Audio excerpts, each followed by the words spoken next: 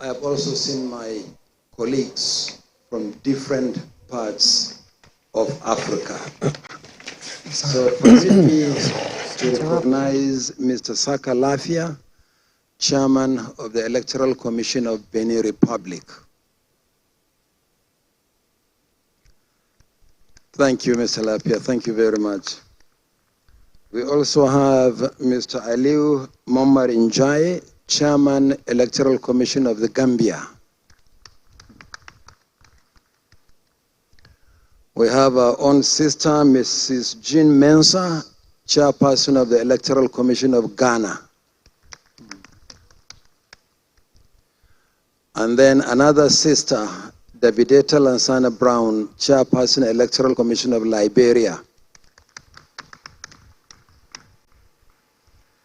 Another sister of ours from Southern Africa, Mrs. Elsie Ngikembua, Chairperson of the Electoral Commission of Namibia. We have Barrister Issa Kasuna, Chairman, Electoral Commission of Niger Republic. We have Justice Jacobs Mwambakele, Chairman, Electoral Commission of Tanzania.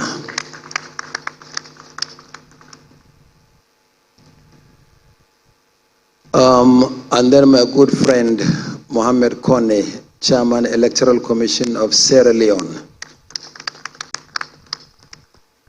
And there are other officials of other electoral commissions. So ladies and gentlemen, you are welcome to the second briefing of the day. Our intention at this briefing is essentially to give you an update. Some questions were asked in the morning. We said we'll provide update. The first one is the attack in Goza. Goza is in Borno State. And I want to report that the military has confirmed that it was an 81 millimeter mortar attack on 2 facilities, including a filling station near INEC office, but no damage to INEC facilities and no casualties. Some people were injured and they're in hospital. We wish them a speedy recovery, but no destruction of INEC facilities and no disruption of the electoral process. So that is the update on Goza. Unfortunately, we continue to lose some of the bimodal voter accreditation system devices. I reported in the morning the loss of devices in Delta and in Safana local government area of Katsina State. But unfortunately, we also lost 3 Beavers machines in Ayamelum in Anambra State. But we have recovered from all these losses because we have contingency arrangement to respond to any such attack. There were issues arising from the commencement of the process in Abia, in Imo, and in Kebbi, among other places. I'm happy to say that the process is right now ongoing in Abia. The polling units will remain open well beyond the appointed hour until the last person on the queue before 2:30 votes. In Imo, the process is ongoing except a few RAs or PUs marred by insecurity and thuggery spread across 7 local government areas. And the situation in Kebbi State is stable. Voting is going on mainly in Birnin Kebbi, but earlier it affected Birnin Kebbi and a part of Argungu, but mainly in Birnin Kebbi, but voting is ongoing. But we have a situation in Bayelsa State, particularly in the capital, Yenagoa, where in 4 wards, wards 4, 6, 8, and 14, involving 141 polling units, the process was disrupted. We remobilized security. The situation is calm for us to proceed with the process, but the youth corps members express some apprehension of going back. So we met with the security agencies, and we have decided that voting in these 141 polling units, where the materials are actually intact, will take place tomorrow morning. Remember, we are not only doing presidential election, but we're also doing senatorial and federal constituencies. So it's good as much as possible to recover and conduct the elections so that we can conclude the processes. So the youth corps members who are going to serve as presiding officers and other categories of ad hoc staff are agreeable to the election holding in these locations tomorrow. In Lagos, we have been closely following the situation in Okota, Mofoluku, Oshodi, and Elegushi. We have been able to normalize the situation in a number of places, including Ikate, where voting is ongoing. So we'll keep our eyes on the processes in the other areas that I have mentioned. Polling units in a large number of areas closed, and sorting and counting of ballot papers have commenced. Between the last briefing and this one, we have taken a proactive step by meeting with the Inspector General of Police, the National Security Advisor, and the Commandant General of the Nigerian Security and Civil Defense Corps. The idea is to strengthen security as we move to the next stage of the process, which is the collation of results in locations where voting has been concluded at the polling units.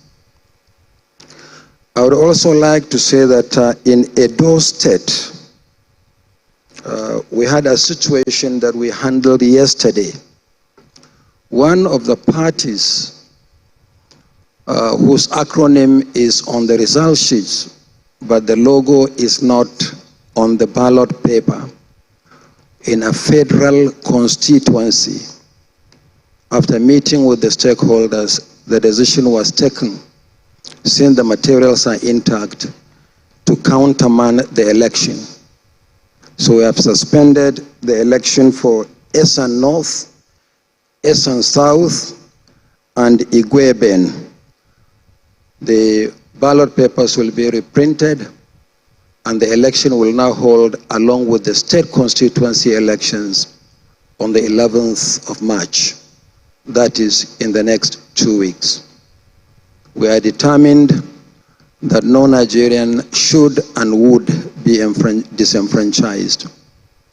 So we have been responding to some of the situations as they arise, and we are going to do so overnight. There may be no opportunity for us to brief Nigerians again between now and tomorrow, but if need be, we'll make an announcement and do a briefing before we then open the collation center tomorrow. So this is the update on the situation nationally. But as I said, observers, the media, and all others are also keeping their eyes on the processes, and would like to hear from you what you have seen and what more we need to do. In my earlier briefing, I said that the technology actually optimally performed, generally speaking. We're really happy nationwide. This is the first deployment in a major national election, and the technology has given a good account of itself.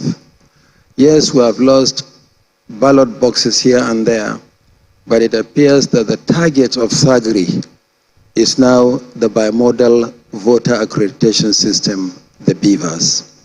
But we will continue to protect the process and will continue to proceed courageously to ensure that we conclude this in a very free, fair, and credible manner. We are willing to listen to your comments and take suggestions and observations. But as I said, we are in the middle of the election.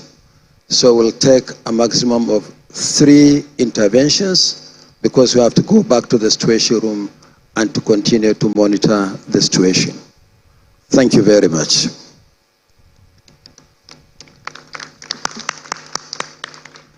Thank you, Honorable Chairman, INEC. Please, if you want to ask any question, maybe make your observations or make any comment, kindly indicate. The mic will be brought to you.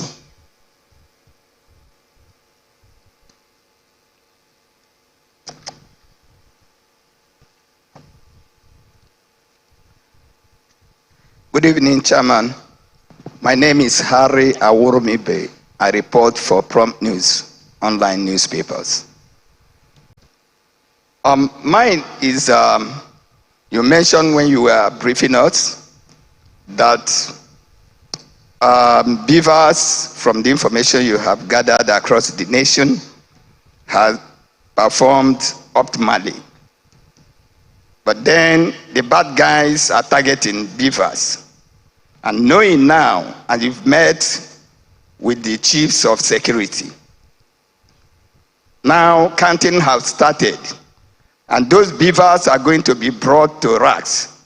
And the bad guys, especially in Lagos, and I'm from Imo State, Okigwe in particular, Olo, Osu, they're going to target the beavers and hijack them. What are you doing about that?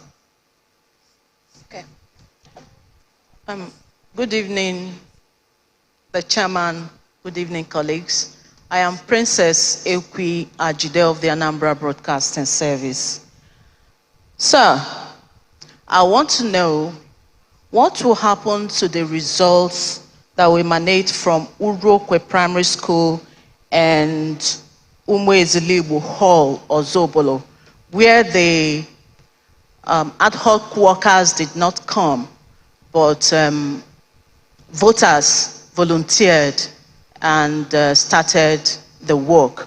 So incidentally, in some places, they voted, they did the accreditation and waited for some hours before they started voting.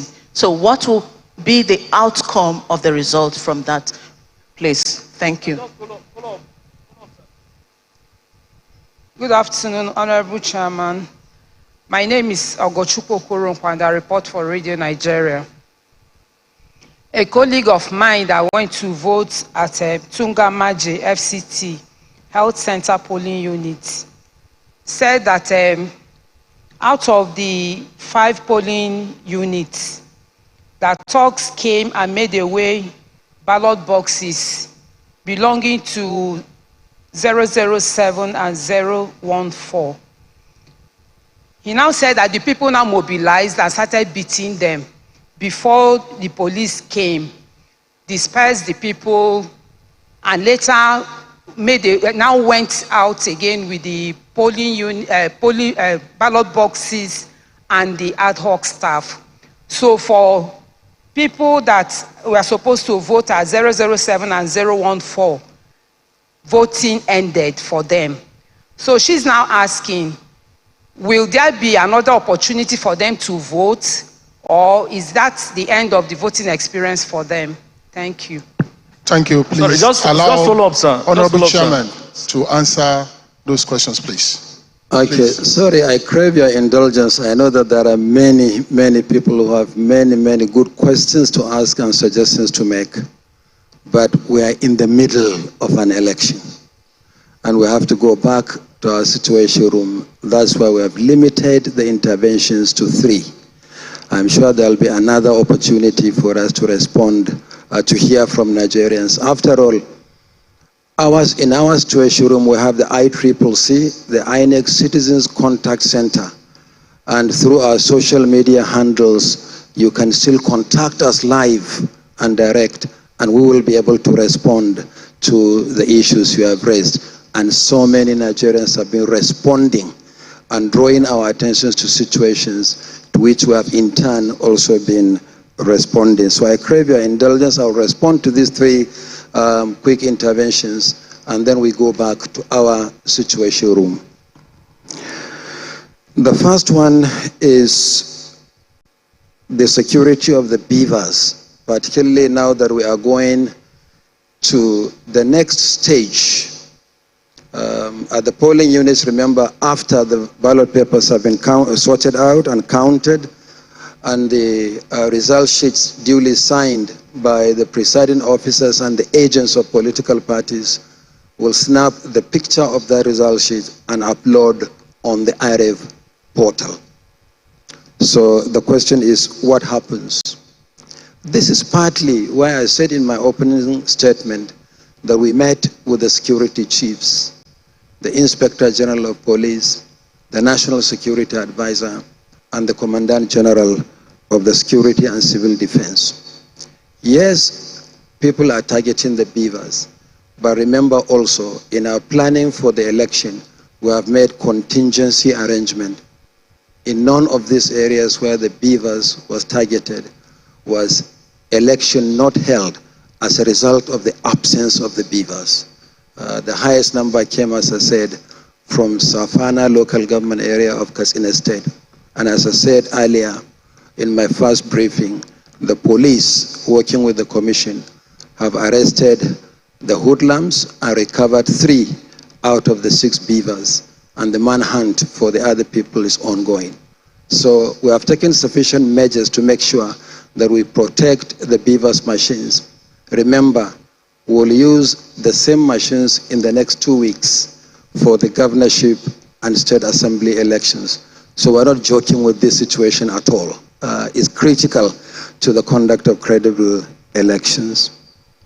Princess from the Anambra Broadcasting Service, results emanating from a primary school where voters volunteered to conduct the election. I know that the commission appreciates the work of volunteers. That's why we rely on ad hoc staff or temporary staff. But these are staff engaged by the commission, not staff who engage themselves on behalf of the commission as good Samaritans. So I'm not aware of the specific details of this situation you describe in Anambra, but as soon as we go back to the situation room, I will place a call to our resident electoral commissioner in Anambra State. So we'll find a way of dealing with this situation.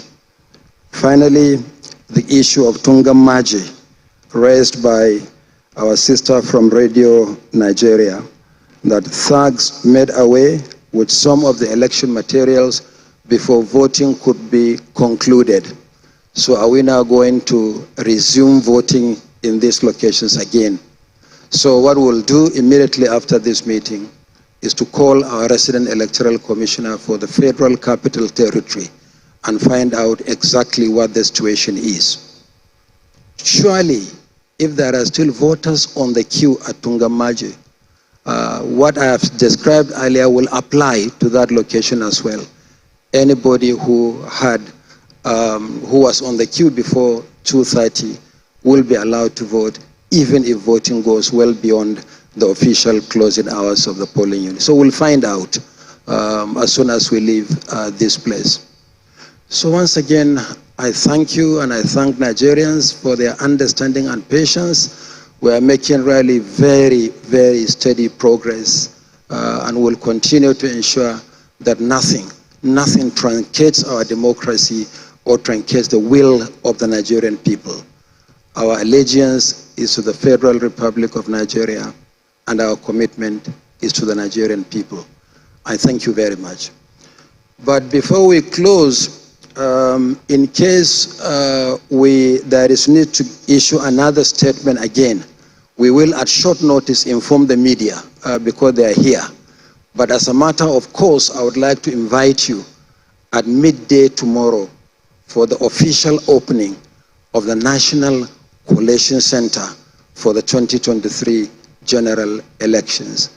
We hope later tomorrow we expect to have some of the results of the election coming from the states, particularly for the presidential election. So the situation room, the collation center for the presidential election will be opened at midday tomorrow, Sunday, the 26th. Thank you very much.